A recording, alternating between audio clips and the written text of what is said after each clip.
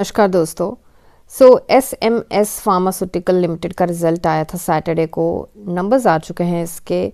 Year on year तो बहुत अच्छा इसने परफॉर्म किया है, बट क्वार्टर ऑन क्वार्टर यहाँ पे स्टोरी डिफरेंट है। तो लॉन्ग टर्म शॉर्ट टर्म में पैसा कमाया जा सकता है, ट्रेडिंग की अपॉर्चुनिटी मिलेगी, स्विंग मिलेगा, स्टॉक नीचे गिरेगा, क्या होगा थोड़ा सा डिटेल में देखते हैं। सबसे पहले स्टॉक का पी इंडस्ट्री पी से छोटू सा ऊपर है, ग्रोथ एडजस्टेड पी रेशो काफ़ी हाई है, तो इस चीज़ का ज़रूर ध्यान रख के चलें। अभी के लिए अगर देखें तो स्टॉक 50, 200 एंड 100 तीनों डीएमए से ऊपर है, जो कि एक अच्छी बात है।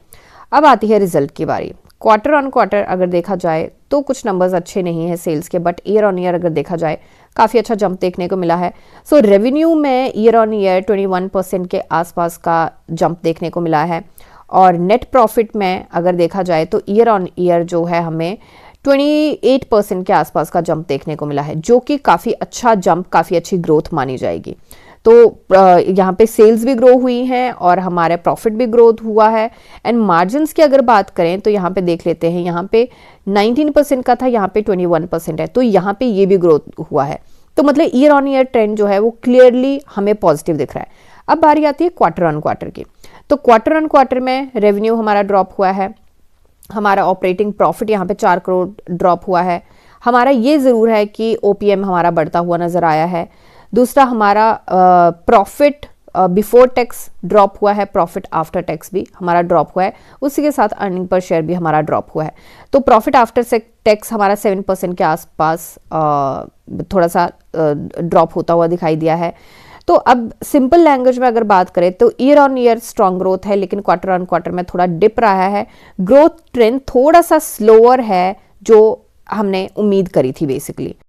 तो अभी के लिए चलते हैं हम इसके चार्ट पे अगर हम देखें तो ये स्टॉक पुराना ट्रेंड देखते हैं पहले। तो ये स्टॉक जहाँ पे अभी ट्रेड कर रहा है वहाँ पे पहले भी हम उसी पॉइंट के आसपास हमें फंसता हुआ नज़र आया है। इसने काफ़ी लो प्रिंट किए थे यहाँ पे, तो बेसिकली यहाँ पे अटकता हुआ तो नहीं नज़र आया, बट यस यहाँ पे लो प्रिंट किए थे तो सपोर्ट ज़रूर बना था, तो वो अभी रेजिस्टेंस का काम करेगा। तो जहाँ से ये जो फ्राइडे को है ये रेजिस्टेंस लेके आया है एंड इसने इन्वर्टेड हैमर बनाया है। अगर कैंडल स्टिक पैटर्न की यहाँ पे बात की जाए क्लियरली तो यहाँ पे बियरिश इनगल्फिंग कैंडल बनी है, and which is not a good sign. But on the other hand अगर बात की जाए तो यहाँ पे सपोर्ट भी बनता हुआ नजर आया है। तो एक बार इसको थोड़ा सा इस पेस पे लाते हैं, तो इस सपोर्ट भी बनता हुआ नजर आया है, एंड इस सपोर्ट को अगर ब्रेक करता है ये, यहाँ पे एक छोटू सा और सपोर्ट आएगा 113 का, सॉरी 313 के आसपास का, और अगर उस सपोर्ट को ब्रेक करता है ये, तो ये स्टॉक हमें 300 के आसपास स्टॉक ट्रेड करता हुआ दिख सकता है। और अभी अगर इनके नंबर्स की बात की जाए तो नंबर्स कुछ ऐसे ही हैं कि शॉर्ट टर्म में थोड़ा सा हमें वॉलेटिलिटी देखने को मिल सकती है। ईयर ऑन ईयर तो बहुत अच्छा रहा है, बट शॉर्ट टर्म में अगर देखा जाए तो ये हो सकता है कि अगर चैनल के एज ने इसको संभालिए तो बहुत अच्छी बात है, क्योंकि बिल्कुल चैनल के एज पे है। नहीं तो हो सकता है अपने सपोर्ट 1 के आसपास ट्रेड करता हुआ दिखे। अभी स्टॉक जो है अपने पिविट को ब्रेक करके काफ़ी बार ब्रेक कर रहा है, पर उसके ऊपर सस्टेन नहीं कर पा रहा है। कितने दिन से 1 2 3 4 5 6 7 8 लगभग 7-8 दिन हो गए हैं। और मतलब फरवरी यहाँ पे अगर देखा जाए तो फरवरी 1 को इसमें काफ़ी इसमें अगेन डिप आया था, बट 0.02% का यहाँ पे हमें लगभग डिप देखने को मिला था इसमें। बट फिर भी इसमें थोड़ा सा वापसी भी ले ली थी, स्टॉक में रिवर्सल ले लिया था इसने, और जितना बाकी स्टॉक्स में हमें डिप देखने को मिला कंपैरेटिवली इसमें हमें कम देखने को मिला है। बट ये फिर भी अपने पिवट को ब्रेक करके ऊपर नहीं जा पाया है और तब से यहीं पे अटका हुआ है। तो मुझे ये लगता है कि थोड़ा सा डिप इस स्टॉक में आ सकता है। अगर इसने संभाल लिया चैनल ने तो बहुत अच्छी बात है, नहीं तो ये स्टॉक हमें 304 के आसपास और 300 के आसपास या 287 290 के आसपास दिख सकता है स्टॉक ट्रेड करता हुआ। तो अपने स्टॉप लॉस अपने बहुत टाइटली लेके चले।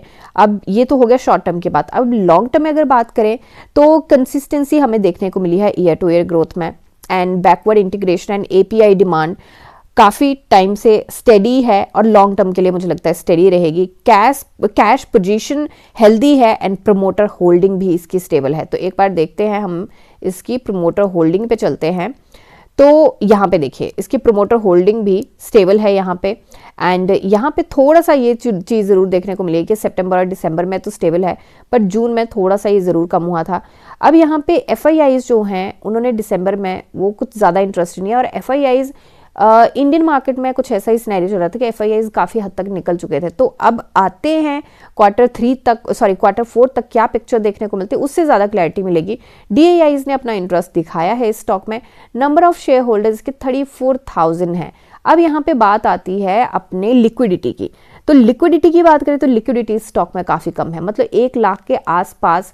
और यहाँ पे अगर बात करें इसका हाई वॉल्यूम जो रहता है वो 11 मिलियन का यहाँ पे देखने को मिला है, यहाँ पे हमें 12% का मूव मिला था, 16 मिलियन का देखने को मिला। तो हाँ, ये चीज़ ज़रूर है कि कुछ न्यूज़ आ जाते हैं, कुछ हो जाता है तो वॉल्यूम आता है एकदम से बट फिर चला जाता है, तो लिक्विडिटी की दिक्कत इसमें ज़रूर रह सकती है। तो उस चीज़ को ज़रूर अपना ध्यान में रख के चले कि अगर लिक्विडिटी नहीं है स्टॉक में तो आपका पैसा फंस सकता है, तो उस चीज़ को ज़रूर ध्यान में रखें। बट इतना भी कुछ नहीं है कि इसमें लिक्विडिटी बिल्कुल ज़ीरो है, बट यस यहाँ पे वॉल्यूम जो रह रहा है, एवरेज वॉल्यूम जो रहता है वो 1 लाख के आसपास का देखने को मिल रहा है, 1 लाख 1.5 लाख के आसपास का मुझे लगता है एवरेज वॉल्यूम यहाँ पे देखने को मिल रहा है। लास्ट फ्राइडे को जो आया था वो 170K का, मतलब 2 लाख से कम का वॉल्यूम हमारा यहाँ पे देखने को मिला है, तो उस चीज़ को जरूर ध्यान में रख के चले। रेस्ट ये सिर्फ और सिर्फ मेरी एनालिसिस है, कोई बाय सेल होल्ड की रिकमेंडेशन ही है। मिलते हैं नेक्स्ट वीडियो में, तब तक के लिए शुक्रिया एंड हैप्पी इन्वेस्टिंग।